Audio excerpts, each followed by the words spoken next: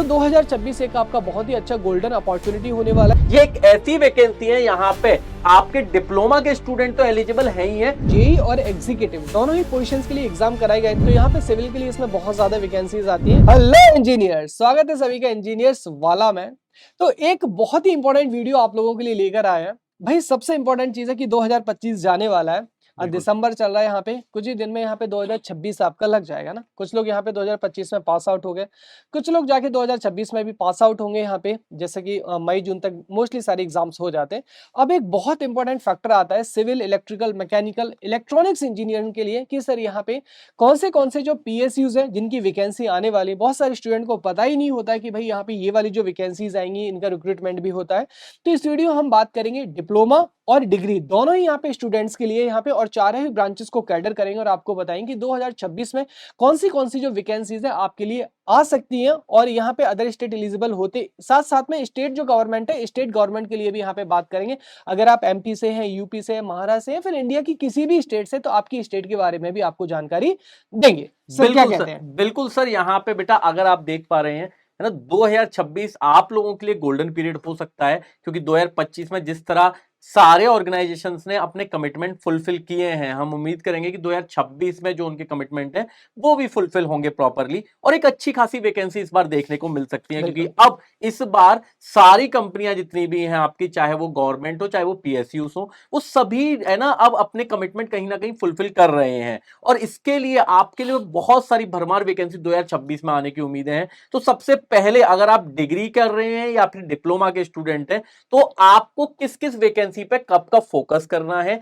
कितनी वैकेंसी आने की उम्मीद होती है ना, कैसा रहा है अभी तक का वहां का सिनेरियो, ऐसी बहुत सारी बातें हम लोग यहाँ पे करने जा रहे हैं। आई थिंक सर स्टार्ट कर लेते हैं ना। बिल्कुल सर, बिल्कुल। तो सबसे पहले बता देता हूं कि भाई जो भी डिप्लोमा या डिग्री होल्डर्स हैं उन लोगों के लिए एक शानदार वैकेंसी, जो सबसे बड़ी वैकेंसीज होती हैं, वो है सबसे पहले एसएससी जेई और आरआरबी जेई। ये एक ऐसी वैकेंसी है यहाँ पे आपके डिप्लोमा के स्टूडेंट तो एलिजिबल है ही है, पर इसके साथ में डिग्री वाले भी एलिजिबल है। मतलब दोनों ही, चाहे आप ग्रेजुएट हो चाहे आप डिप्लोमा होल्डर हो, दोनों ही बच्चे यहां पे एलिजिबल होते हैं। एक अच्छी खासी वैकेंसी निकलती है। अगर आप देख पा रहे हैं तो हर साल अच्छी खासी वैकेंसी निकालता है। अगर मैं किसी ब्रांच वाइज बात करूं या ओवरऑल, तो 1500 से 2000 की वैकेंसी एसएससी निकालता है, और आरआरबी के तो कहने ही क्या है। पर आरआरबी भी कंपैरेटिवली अब कम कर रहा है वैकेंसी को। पर ओवरऑल अगर देखा जाए तो एक सबसे भरमार वैकेंसी आपको इन दोनों में मिलती है, जिसमें हर साल का पेपर है, कंफर्म है सिलेक्शन, यानी कंफर्म है कि आपका इसका पेपर होगा ही, आपकी वैकेंसी निकलेंगी। अभी आपका एसएससी का सीबीडी2 चल रहा है और बच्चे आरआरबी की तैयारी फॉर्म भर चुके हैं, तो आरआरबी का फॉर्म है ना, आरआरबी के सीबीटी1 की तैयारी कर रहे हैं। तो ये एक बहुत शानदार वैकेंसी जिनके लिए आप पढ़ाई कर सकते हो अगर आप 2026 में पास आउट होने वाले हो तो। बिल्कुल सर। तो देखिए यहाँ पे एसएससी तो हमारा रेगुलर है ही सही, और आरआरबी जैसे आप देख सकते हैं 2024 भी रेगुलर आया, जैसा कि यहाँ पे सरकार ने प्रॉमिस किया था 2025 भी आपका आ चुका है, राइट। तो 2026 भी उम्मीद करते हैं कि आरआरबी यहाँ पे आएगा, और ये बहुत ही शानदार वैकेंसी होती है डिग्री डिप्लोमा दोनों ही छात्रों के लिए। नेक्स्ट अगर हम बात करेंगे तो सेंट्रल गवर्नमेंट पीएसयूज की बात कर रहे हैं, तो सबसे पहले अगर हम आईओसीएल की बात करते हैं, तो आईओसीएल में जो आपका बीटेक है, एग्जीक्यूटिव जो पोजिशन होती है, ये अभी गेट के थ्रू जाती है। लेकिन यहाँ पे जो डिप्लोमा होल्डर्स है गाइस, यहाँ पे जो जेई की पोजीशन है, जेई की पोजीशन के लिए एग्जाम ये खुद का एग्जाम कंडक्ट कराता है, और यहाँ पे सिर्फ और सिर्फ जो डिप्लोमा होल्डर्स हैं जेई में, है ना, जेई में ओनली ऑन आपके जो डिप्लोमा वाले वही सिर्फ एलिजिबल है। यहाँ पे बीटेक वाले एलिजिबल नहीं होते हैं। एनएचपीसी है ना, और एनटीपीसी दोनों की बात कर लेंगे, तो जो एनएचपीसी है गाइस, यहाँ पे बीटेक के लिए जो एग्जीक्यूटिव पोजीशन है इसके भी पेपर कंडक्ट कराए जाते हैं, और जो जेई है, जेई की रेगुलर वैकेंसी है जिसमें डिप्लोमा होल्डर्स एलिजिबल होते हैं, ये भी आपकी रेगुलर जो वैकेंसी देखने को मिलती है। इसके बाद हम बात करें एनटीपीसी, तो एनटीपीसी का जो एग्जीक्यूटिव पोजीशन है बीटेक के लिए गेट के थ्रू है यहाँ पे, जबकि जो जेई की पोजीशन है डिप्लोमा होल्डर्स के लिए ये आपका एग्जाम कंडक्ट करवाया जाता है। इसके बाद हम बात करें पावर ग्रिड, जो कि यहाँ पे इलेक्ट्रिकल वालों के लिए सबसे शानदार वैकेंसी यहाँ पे देखने को मिलती है। ऑल्दो अदर यहाँ पे जो ब्रांच है आप देख सकते हैं सिविल, इलेक्ट्रिकल, मैकेनिकल तीनों के लिए है। तो पावर ग्रिड का इस बार का जो यहाँ पे डीटी जो डिप्लोमा ट्रेनिंग है, ये यहाँ पे हर बार जो एग्जाम ही कंडक्ट कराया जाता है, और रेगुलर वैकेंसी आती है, और बहुत ही प्यारी वैकेंसी आती है, जिसमें आपको कुछ पार्ट टेक्निकल से देखने को मिलता है और कुछ पार्ट आपको नॉन टेक्निकल पोर्शन से देखने को मिलता है। वहीं अगर हम बात करें जो पावर ग्रिड है, तो इस बार सुनने में आ रहा है कि पावर ग्रिड भी अपना जो यहाँ पे एग्जीक्यूटिव पोजीशन है, यानी कि बीटेक वालों के लिए इसका एग्जाम खुद से कंडक्ट कराने की पूरी संभावना बताई जा रही है। शायद गेट से इस बार ही अपनी जो जिसे मैनेजमेंट ट्रेनिंग या फिर यहाँ पे एग्जीक्यूटिव ट्रेनिंग से जो एग्जाम लेते हैं, तो हो सकता है इस बार भी आपका खुद से एग्जाम यहाँ पे कंडक्ट करवाया जाएगा।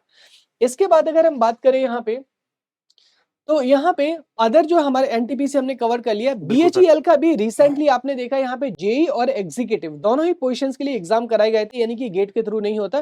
तो एक बहुत ही शानदार आपके पास में अपॉर्चुनिटी होती है बीएचईएल के अंदर, राइट। तो यहाँ पे जेई के लिए डिप्लोमा वाले एलिजिबल होते हैं, और यहाँ पे जो एग्जीक्यूटिव पोजिशन है असिस्टेंट इंजीनियर के नाम से, एमटी के नाम से आ जाती है, उसमें बीटेक वाले यहाँ पे एलिजिबल है। तो देखो जितने भी पब्लिक सेक्टर है ना, यहाँ पे मोस्टली जो जेई की पोजीशन है इसमें सिर्फ डिप्लोमा वाले स्टूडेंट अवेलेबल है यहाँ पे, और यहाँ पे आपके पास में जो बीटेक वाले यहाँ पे एग्जीक्यूटिव पोजीशंस के लिए एलिजिबल रहते हैं। देन बीएल की बात करें तो देखिए बीएल में इलेक्ट्रॉनिक्स वालों के लिए अच्छी वैकेंसी मिलती है, हालांकि यहाँ पे परमानेंट बेसिस पे वैकेंसी बहुत कम देखने को मिलती है सर वर्ड से। बिल्कुल सर, ना के बराबर वैकेंसी होती है परमानेंट। चलिए, तो यहाँ पे देखिए, यहाँ पे जो ना के बराबर वैकेंसी होती है परमानेंट, तो यहाँ पे आपको सबसे पहले ये रहता है कि, है ना, आपको, पर ये है कि यहाँ पे आपको परमानेंट वैकेंसी नहीं मिलेंगी, पर आपको यहाँ पे मिल जाएंगी कॉन्ट्रैक्ट बेसिस पे वैकेंसी। तो एक जिसके लिए करियर के लिए अपॉर्चुनिटी की सर मुझे पैसे कम है ना, इतने खर्चा निकालना है, तो अप्रेंटिस की वैकेंसीज बहुत सारी निकलती है जिसमें ज्यादा कंपटीशन नहीं होता, आप आराम से यहाँ पे खर्चा निकालने के लिए अपनी, है ना, जॉब कर सकते हैं और साथ में अपनी पढ़ाई कर सकते हैं सर। बिल्कुल। अब हम बात करेंगे यहाँ पे सेंट्रल गवर्नमेंट में टीएचडीसी हो गया, तो टीएचडीसी में आप देखेंगे कि जो जेई की वैकेंसी यहाँ पे डिप्लोमा वाले एलिजिबल होते हैं और रेगुलर वैकेंसी ही देखने को ऑलमोस्ट मिल जाती है। एनएचएआई अगर हम देखें, national highway authority of India, तो यहाँ पे सिविल के लिए इसमें बहुत ज्यादा वैकेंसीज आती है। एग्जीक्यूटिव पोजिशन के लिए यहाँ पे बीटेक और गेट के थ्रू होता है एग्जाम। लेकिन अगर हम जेई लेवल की बात करें तो जेई लेवल पे ये जो एग्जाम करवाते हैं और यहाँ पे अच्छी खासी वैकेंसी देखने को मिलती है। इसके अलावा गाइस जितने भी और आपके जो रिमेनिंग जो पीएसयूज है, पब्लिक सेक्टर अंडरटेकिंग, तो यहाँ पे आपकी जो वैकेंसीज है रेगुलर बेसिस पे देखने को मिल ही जाती है। तो मोस्टली अब हम देख रहे हैं कि जो बीटेक वालों के लिए जो पहले गेट से यहाँ पे वैकेंसी ली जाती थी, आजकल इनका खुद का भी एग्जाम कंडक्ट कराया जा रहा है, और जेई लेवल के लिए तो एग्जाम शुरू से ही कंडक्ट आपका कराया जाता है। इसके बाद सेंट्रल के बाद अगर हम बात करें यहाँ पे स्टेट गवर्नमेंट के ऊपर, स्टेट गवर्नमेंट को गाइस दो भागों में बांटा गया है, मतलब वैसे नहीं, तो स्टेट गवर्नमेंट जो है दो तरफ से यहाँ पे जो एग्जाम है सिनेरियो देखने को मिलता है। एक तो वो स्टेट होते हैं जो अपने स्टेट के साथ साथ में जनरल कैटेगरी में अदर स्टेट वालों को भी एलिजिबिलिटी देते हैं।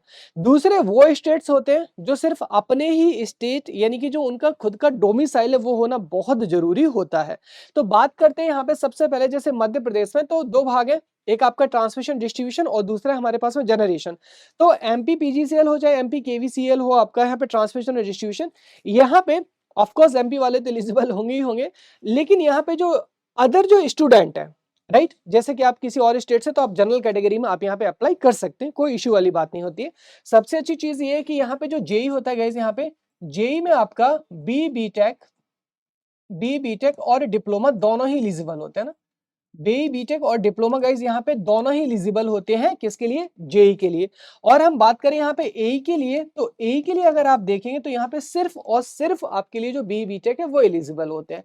सिमिलरली हम बात करें यूपीपीसीएल एई का इस बार जो एग्जाम हुआ था गेट के थ्रू हुआ था, लेकिन यूपीपीसीएल जो जेई है गाइस यहाँ पे, जो कि अभी कोर्ट केस वगैरह चल रहा था, तो उम्मीद है कि शायद 2026 में यूपीपीसीएल की जो अच्छी खासी वैकेंसी आने की पूरी संभावना यहाँ पे बताई जा रही है। इसके बाद आरएसएम एसएसबी हो गया हमारे पास में, या फिर आपका आरयूवीएनएल हो गया राजस्थान की, जो यहाँ पे ट्रांसमिशन, और जो जितने भी आरपीएससी हो गया सिविल, सॉरी आरपीएससी हो गया सिविल के लिए, तो तीनों ही ब्रांचेस के लिए, सिविल, इलेक्ट्रिकल, मैकेनिकल के लिए। या फिर यहाँ पे बिहार स्टेट की बात करें तो यहाँ पे अदर स्टेट भी एलिजिबल होते हैं, और यहाँ पे जेई की अलग वैकेंसी आपको देखने को मिलेगी, और जो एई है एई की अलग वैकेंसी देखने को मिलेगी। स्पेशली आरयूवीएनएल की अगर हम बात करें तो जेई की अलग, और जो यहाँ पे एई है उसका अलग वैकेंसी। लेकिन ऑल्दो यहाँ पे जो जेई है, जेई में आपका मोस्टली यहाँ पे डिप्लोमा डिग्री एलिजिबल दोनों ही रहता है, लेकिन जो एई की वैकेंसी उसके लिए सिर्फ बीटेक वाले एलिजिबल रहते हैं। इसके बाद अगर हम बात करें कुछ अदर स्टेट्स की, तो यहाँ पे देखिए आप जो पाएंगे, क्या पाएंगे, जैसे हम बात करें यहाँ पे जेकेएसएसबी, राइट, तो Jammu and Kashmir service selection board, तो यहाँ पे सिर्फ और सिर्फ जो जेएनके डोमिसाइल है वही आपके एलिजिबल होते हैं, और बीटेक दोनों यहाँ पे एलिजिबल होता है जेकेएसएसबी जेई में। ओके, इसके बाद बात करें पंजाब स्टेट पावर कॉर्पोरेशन, तो यहाँ पे देखिए ये लोग यहाँ पे कहते हैं कि अदर स्टेट भी एलिजिबल है, लेकिन यहाँ पे जो लैंग्वेज होता है, लैंग्वेज यहाँ पे मैंडेटरी होती है, यानी कि जो 10th हमारे पास है वो पंजाबी में होना चाहिए। तो यहाँ पे एक वो कह सकते हैं कि एक आपका बैरियर लग जाता है, राइट। लेकिन जो पंजाब स्टेट से जितने भी लोग बिलोंग करते हैं उनके लिए बहुत ही सुनहरी अपॉर्चुनिटी यहाँ पे रहती है। देन हम बात करें महाट्रांसको की या फिर महाजैनको की, राइट। तो महाराष्ट्र ट्रांसमिशन जो इलेक्ट्रिसिटी बोर्ड है या फिर जो आपका महाराष्ट्र जो जनरेशन बोर्ड है, यहाँ पे ऑलमोस्ट जो रेगुलर वैकेंसीज है वो आपको देखने को मिलती है इलेक्ट्रिकल, सिविल और मैकेनिकल के लिए। बाकी जो सिविल इंजीनियरिंग के लिए रिक्रूटमेंट है आपका महाराष्ट्र पीएससी वगैरह हो गया, तो यहाँ पे सिविल, इलेक्ट्रिकल, मैकेनिकल तीनों ही ब्रांचेस के लिए वैकेंसी देखने को मिलती है, राइट। तो बहुत ही अच्छी अपॉर्चुनिटी रहती है। उसके बाद हम बात करें जैसे यहाँ पे तेलंगाना हो गया हमारे पास में, कर्नाटका हो गया, असम हो गया आपके पास में, राइट। और मतलब पूरा जो रीजन यहाँ पे रिमेनिंग जो स्टेट्स हैं, तो जितने भी स्टेट्स हैं यहाँ पे बस फिर जो लैंग्वेज का बैरियर आता है, यानी कि वहाँ पे जैसे आप तमिलनाडु की वैकेंसी है तो वहाँ पे आपको तमिल आनी चाहिए, तो यहाँ पे कर्नाटका की है तो वहाँ का जो लैंग्वेज है लैंग्वेज आना चाहिए। तो यहाँ पे पर्टिकुलर जो स्टेट्स के स्टूडेंट है इनके लिए एक जो बहुत ही जो अच्छी अपॉर्चुनिटी गाइज यहाँ पे आपके लिए हर साल जो है गवर्नमेंट लेके आती है। तो ये हमारे पास में स्टेट गवर्नमेंट बीएससीज हो गए।